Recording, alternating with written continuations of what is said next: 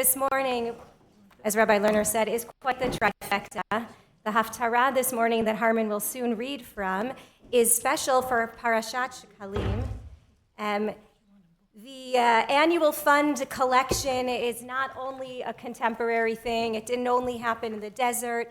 It happened also when there was a standing temple. And this morning's Haftarah describes a particular Judean king named Yehoash, who noticed that the annual funds for the upkeep of the temple were not being fulfilled one year.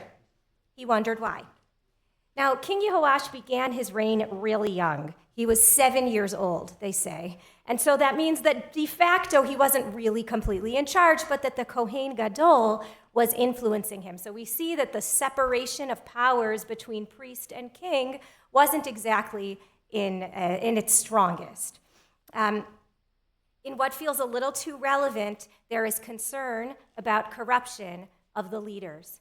Can we trust the priests to collect the money and to dedicate it to the temple and not just to feeding their own households? So the king sets up a protocol. We'll read about it. It's probably the world's first tzedakah box, that instead of putting money in the hands of a collector, individuals would bring their gifts and deposit them into this box. And when the box was full, then through two different parties, king's officials and priests, they would together empty that bucket or box, and they would then allocate the money. How much should one place one's trust in leaders?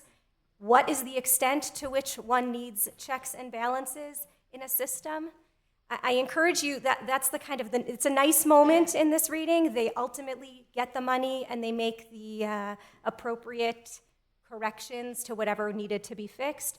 But the version of this story in the book of Chronicles tells that the king was only temporarily successful and loyal to God, that quickly with all of that money that wound up being present, he got a little too haughty. He was influenced by the idolatry of the time, and he actually kills the son of the Kohen Gadol, of the high priest, who was trying to reform them. Power, money, and influence, folks. It's always been a problem. It continues to be a problem. May this Shabbat be a time that we can be hopeful for the type of leadership that we aim to see in the future as we learn from the mistakes of our ancestors.